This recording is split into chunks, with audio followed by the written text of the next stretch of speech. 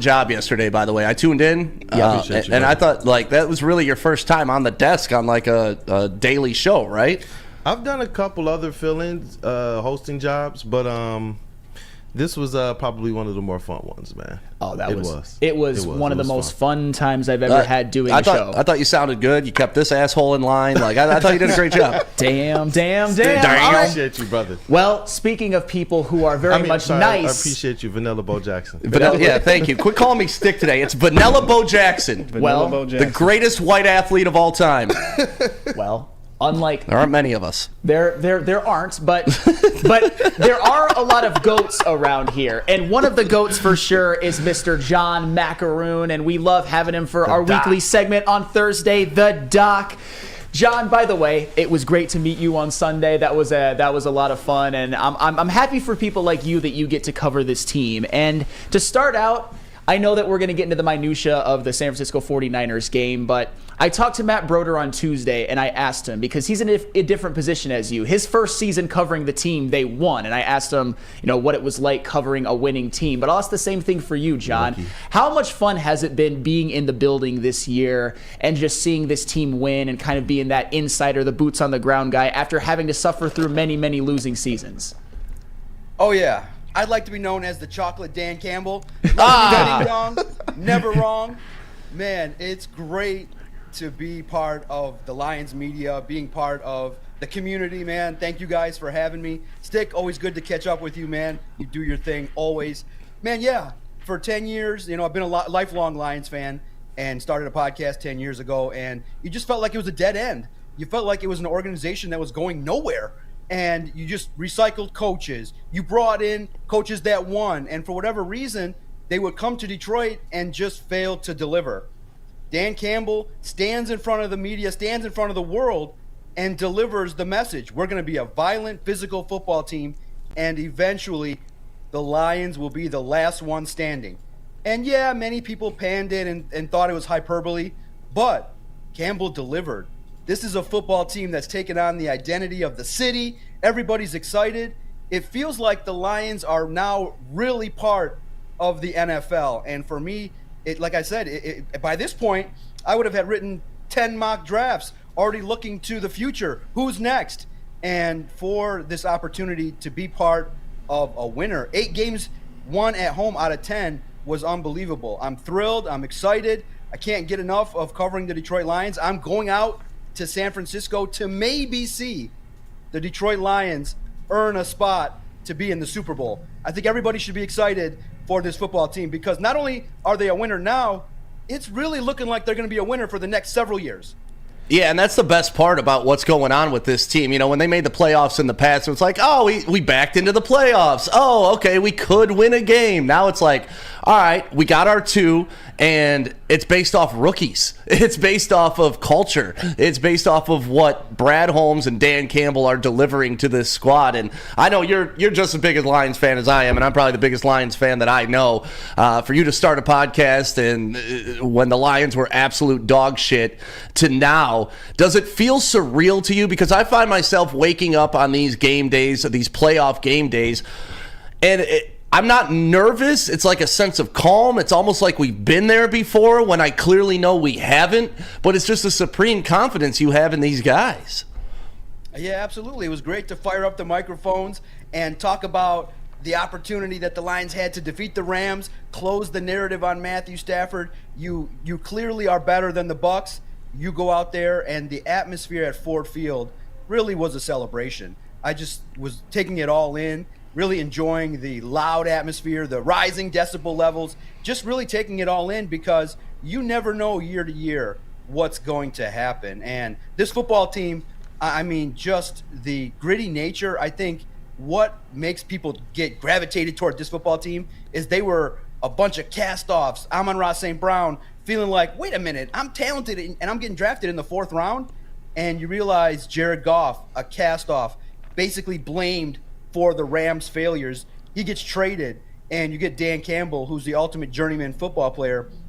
When he gets hired, everyone's like, this guy's got no experience. This guy's going to fail. Jameel Hill said it's taking jobs away from black coaches, hiring Dan Campbell. Right. What an idiot that chick is. Off of one speech, and now the organization is on the precipice of doing some things that they've never done before. And to be a witness of it, to see quality football, look, we've all watched. I don't have a B team, but I love watching the 49ers, Cowboys, love watching when the Lions were eliminated from the postseason, seeing what good football teams would do, dreaming of the day when it would be the Lions getting talked about.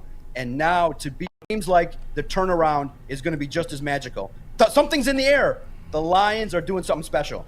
You know, they are doing something special, and they most certainly do belong in the NFC Championship game. But the San Francisco 49ers, they're the number 1 seed for a reason. They're a very tough matchup. There's a reason why the Lions have to go to their place. And just to piggyback off of that, what are some things or something that the 49ers do that could give the Lions some trouble? Yeah, absolutely. They feature a great defense. I think this defense really on par with what the Jets brought last year and this year. You realize that linebacking core flies around to the football. Armstead and Warner are just unbelievable in what they can do. Clearly, Nick Bosa can impact a football game. You got to be concerned in regards to the Lions' offensive line being a little bit banged up. How much pressure are they going to bring on Jared Goff? And you look on the offensive side of the football, Kyle Shanahan is known, widely regarded as an offensive genius. You realize they got a young quarterback, but they got that run CMC that at any point in time can break off a run and make things challenging. But for me, the two players that scare me right now are Brandon Ayuk and George Kittle. If they get cooking, it's going to make for a long afternoon for Aaron Glenn's defense. But even though the 49ers present challenges, you can legitimately say Aaron Glenn has enough pieces to put together a plan that can potentially disrupt what the 49ers are doing. You got the pieces. Safeties that are elite, Aiden Hutchinson balling out. And I think that in a game like this, clearly the Lions are better at the quarterback spot. If Goff plays well, I think that Purdy could be the one that blinks first. I mean, you saw it last game when he had to put on gloves to play in rain. That guy is not tough. I mean, Brock Purdy showed a lot of flaws last game. He did have the game-winning drive. You got to give him credit for that. But through about, 50 minutes of football, he did not play well. 55 minutes of football, he did not play well. I see a bunch of bobbleheads behind you, Piston bobbleheads, and I was thinking about this because you were bringing up about cast-offs and stuff like that. Jared Goff is the Chauncey Billups of this team. High draft pick, thrown out by his team, journeyman, found his home, and now he's developing into what everybody thought he could be when he was that number 1 overall pick, just like when Chauncey was that number 3. Oh, absolutely. What an analogy. I look at it and you see a quarterback. When he came to town, I was the first one to ask him. I said, hey, you get traded to kind of a rebuilding situation. Do you got a chip on your shoulder? And he's like, you know what, I'm going to be honest with you. Yes, I do. I have an opportunity now to prove in a new situation what I'm about. And I think that having this situation, the way in which the Lions have embraced Jared Goff, now the community, Jared Goff chants, something I'd never thought you would see at Ford Field, unifying in support of a quarterback. And he's played well.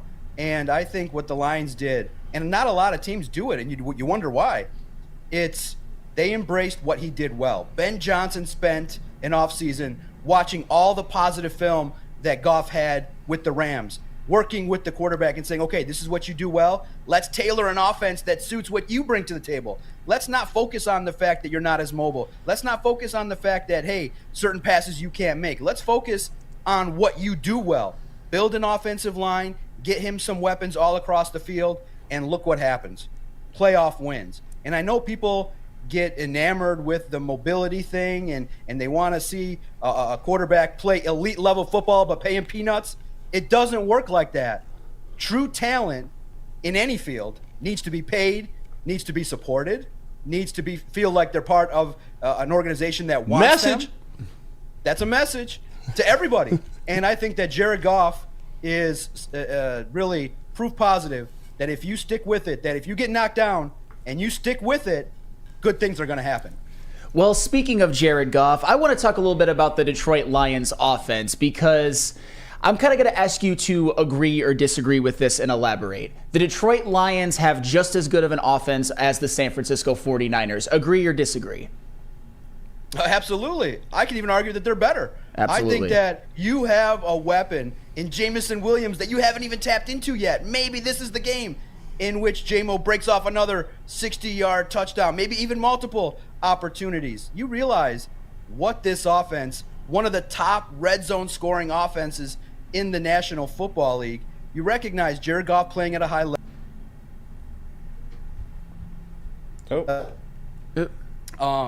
Two elite level running backs that are playing at a high level. Oh my goodness. Jahmyr Gibbs is on the level of Christian McCaffrey. Now, obviously McCaffrey has more experience, but you've seen all year the steady rise of Jahmyr Gibbs. Frank Ragnow called his touchdown cut one of the best he's ever seen. You feature a young, explosive, offensive talent like that, man, I just think that this game has the potential to be special and can be really explosive, or it can be also, at the same time, something in which the defenses kind of rise up as well and say, hey, all this talk about the offenses, let's step it up. I think that Ben Johnson, clearly a coach that is now in the waiting for next year for another team, I think has this football team playing at such a high level offensively. It's been a beauty to watch. Well, and the thing that I love about that is when you even look at the all-pro teams, the 49ers have 5 all-pro offensive players, the Lions have 4. And in one of the positions where the 49ers are all-pro, Christian McCaffrey, the Lions basically do the exact same thing with David Montgomery and Jahmyr Gibbs combined, and some may say even better. And one of the 49ers all-pros is their fullback, which I'm not trying to crap on fullbacks as a position, but you know what I mean? Kyle Juszczyk is not the same as like Amon-Ra St. Brown when it comes to first-team all-pros. So, yeah. I'm so glad it's so weird how they still have to fill that fullback position on the All-Pro roster. I mean, there's literally like maybe 2 real fullbacks in the NFL anymore. Yes, and Cabinda's one of them. He's a fullback. That's all he is. Jason Cabinda's another story for another day. But you know what, John? Don't you dare slander Cabinda. Why shouldn't I slander? You know what? Nobody. There's no slander of the Lions this week. Yes, you know what? I will give that caveat. I agree with that. But you know what, John? Let's talk about the defensive side of the ball as well. The Lions defense is clearly the weaker unit, but they've done, I would say, more than enough, particularly in the playoffs. They've created turnovers when they've needed to. They played against the Rams, great red zone defense. So does this Lions defense have enough to get it done and at least hold the 49ers enough so that the offense can score more points? Oh, yeah. The key, you guys see it, turnovers, man. CD Deuce coming back brings that swagger that everybody loves. The guy that's going to talk the most junk on the field and obviously gets the interception, kicks things off against the Bucs. I love his swagger. Even though he's a little salty with the media, kind of doing his thing, kind of keeping to himself this week, I look at this defense and you say, wow, Ifeatu Melifonwu is a physical presence that can sack the quarterback, upping the pressure. We haven't even talked about James Houston. No one knows yet if he's going to debut, but if he does, my goodness, you now have a potential option on third down in clear pass rushing situations to impact the pass rush. You guys got to give credit to this defense. I know it's not locked down. I know people are scared of Cam Sutton, but in the end, when it matters most, this defense rises up and makes plays. I look at it and I say, what better way to match up against the 49ers than to bring it with Aiden Hutchinson, a guy that's hungry, heard all the noise. You're not sacking the quarterback. You're not doing this. Even though he's doing everything possible that he can do to pressure the quarterback, to make noise, to be disruptive, to keep battling, and now to get the sack totals up and to impact the quarterback. My goodness, it's just a defense that Aaron Glenn, with more talent, has been able to take advantage and maximize what he has on that roster. And it's only going to get better, in my opinion, with Brad Holmes next year bringing in even more talent to this defense, whoever runs it. And I look at this defense and I say, you get that 1 or 2 turnovers, you give that offense an extra possession, man, oh man, it's going to be poison for the 49ers. Yeah, and people talk about Aaron Glenn, that they don't love him, and that's fine. You don't have to love him, but there's a reason he's getting looked at for head coaches' positions. It's what he's done with what he has is pretty damn impressive to get the Lions to the NFC Championship game. And something Dan Campbell said this week was, hey, I'm willing to give up something to get something. And if you read between the lines, he's saying, I'm willing to give up those yards to get the wins. And I think knowing what you are and what you're good at is important, but also identifying what you're bad at is important too, and embracing it. And I feel that's what this Lions defense has done. They know they're going to give up yardage, and they're okay with that. It doesn't hurt them because they already know going in, hey, this guy's probably going to put up 100 yards receiving, but we're okay as long as we don't let them in the end zone. Yeah, no doubt. It's clearly playing to your strengths. And with Aaron Glenn, I have a feeling he might actually be a better head coach in the NFL than he is a coordinator. I just think that when you have people that rally around you, if you can find the right staff, that's the marquee of a good NFL coach. So for Aaron Glenn, look, everybody loves the 85 Bears. They want to be destructive and give up 5 points, 10 points. It's just not the way it works in the National Football League. It's catered to the offense, catered to receivers, but in the end, when you look at it, bend don't break is really, in the end, something that this Lions football team has taken advantage of. Yeah, between the 20s, it's not going to look as pretty, but when it's crunch time, when it's time to clamp down and force the other opponent into a field goal, that's what this team has been able to do, and sprinkle in the key play when needed. I mean, just look at Derek Barnes, a player that got criticized to the nth degree, the first time in his career that he makes a critical mistake against Dallas. Guys like me posting things on Twitter that he sees and is not happy with. People actually taking it a step further, direct messaging him nasty things. He has to go to his teammate and say, what the heck's this about? Luckily, Alex Anzalone is a veteran teammate. Say, hey, this is the magnitude of the NFL. Key plays are magnified. Does it impact him to the point where it derails his career? Maybe in the past, others would not have been as mentally strong. This guy comes back and makes the play against the Buccaneers. And that's just the hallmark of a good football team. And Dan Campbell said it. Aaron Glenn said it. Plays are going to happen. You're going to make mistakes. But you come back the next time and you make the play. Same with Cam Sutton. Dan Campbell trusts the veteran cornerback. Even though it doesn't look pretty, there are times when he breaks up the pass at the most critical moments, and that's what you're looking for.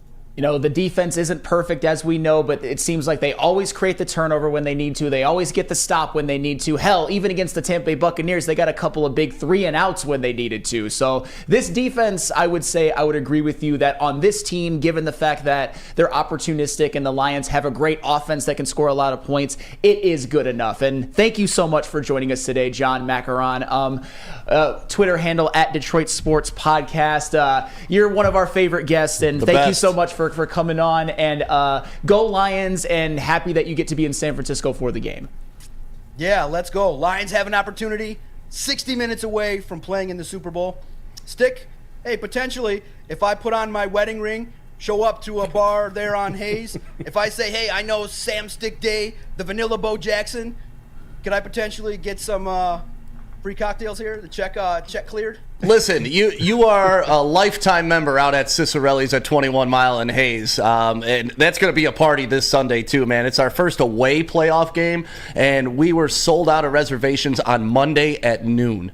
Monday, it took less than 24 hours to book 400 seats, and we got Bleacher Report coming out to do a live watch party there too. So it's gonna be a party. I guess Herman Moore's showing up. Like we're gonna have a good time there. So San Francisco, the place to be. But yeah, if they go up to the Super Bowl and you can't go to Vegas, come on out to Cicerelli's. Yeah, absolutely, man. That's my neighborhood, man. That's right there. Great things, always big things for you, the network. Sam, I'm sorry, Jim Harbaugh bolted. But when the fire's that hot, I'd smoke out of Ann Arbor too. You know what? You know what? Stay tuned into the morning show because we're going to talk about that in the next segment. Thank you, John. As always, Doc. you are the man. Bro. Keep crushing, Doc. Thank you, John. Absolutely.